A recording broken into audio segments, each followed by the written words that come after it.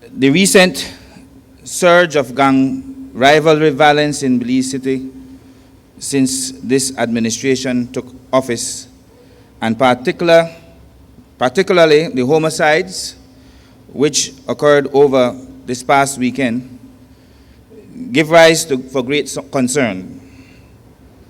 Since January 2012, a total of 30 shooting incidents and 19 murders have been recorded in Belize City.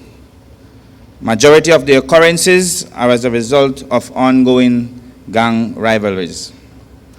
The Ministry of National Security and Restore Belize, as a result of these activities, met frequently with gang leaders, most of whom held true to their word of maintaining the gang truce.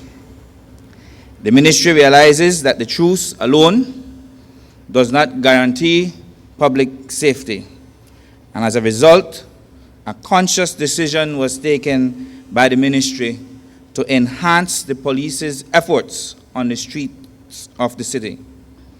An increased number of security forces were deployed, resulting in increased visible presence since the 18th of April in and around all known hotspots. This obviously did not deter the senseless string of violence which occurred over this weekend. The recent gang rivalry activities between George Street and Taylor's Alley started with the death of Orlando Reyes on the afternoon of 28 April around 3:30 p.m. This was followed with the double murder of Sheldon August Tillett, aka Pinky, and Camille Andrews, approximately 8 hours later at the Esso gas station at mile 2.5 on the Northern Highway. About 14 hours or so later, another murder occurred in the city on Alan Pitts Crescent on the 21st April 2012, where Peter Flowers was shot and killed. And on the 22nd April, Mr. Larry Sutherland was shot in the stomach, and he remains in the KHMH in a critical condition. There have also been reports of random shots fired, but what I have detailed above is the extent of the casualties related to this weekend's spate of violence in the city. To summarize, there have been 4 murders and 1 person in critical condition.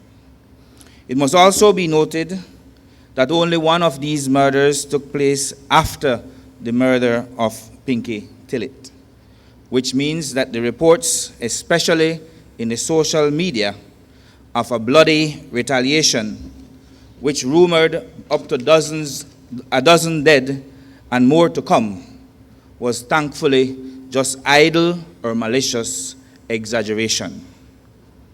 These reckless rumors, however, and the real anticipation of a retaliation did put our entire nation on edge for almost 72 hours.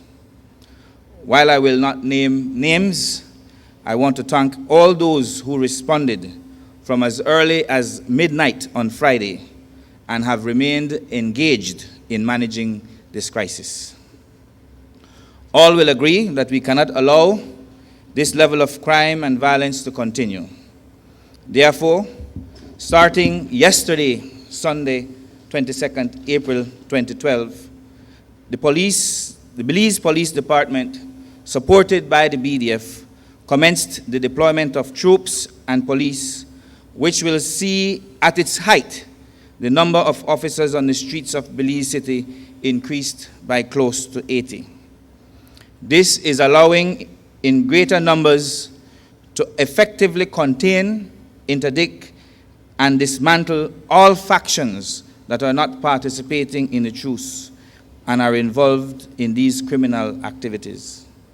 These operations are done to ensure that violence and crime are reduced and that the truce return back to its November 2011 status.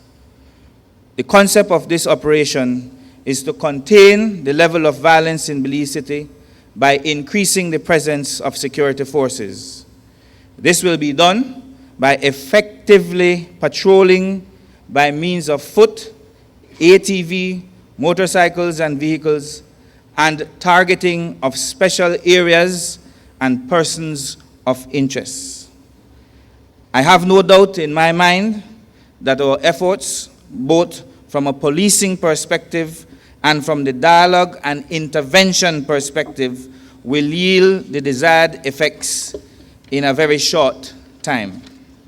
As a matter of fact, already last night, Sunday, April 22nd, around 11:15 p.m., information was received that Arthur Young, leader of the Taylor's Alley gang, who was wanted in connection with the Pinky Tillit double murder, was being harbored at a house in Vista Del Mar, Ladyville, Belize District. Quick police response to the area resulted in the capture of Arthur Young, who was later pronounced dead on arrival at the KHMH after a struggle with the police for a firearm. A more detailed description of this incident will be read by the Commissioner after my statement. Distinguished ladies and gentlemen, we are facing a very challenging time in our nation right now. With gang-related criminal activities, homicides, and other criminal activities in the streets of Belize City, corruption in the police department seemed to add to the already volatile situation that makes our job even more challenging. I'm confident that we can and will bring things back to normalcy, not only in Belize City, but across this country. What I have found in my very short time as minister in charge of police is that we do indeed have some very fine officers who are truly committed to doing the right thing. Working with those officers, we will turn things around in the Belize Police Department. And for those officers who insist on rogue behavior, I caution them to get on board or be left behind. The public has my assurance and the assurance of my government that we will stop at nothing to make our Belize safer. While we may have less success in getting into the heads of senseless criminals to deter them from senseless behavior, we can assure the general public that our policing efforts will be relentless and firm.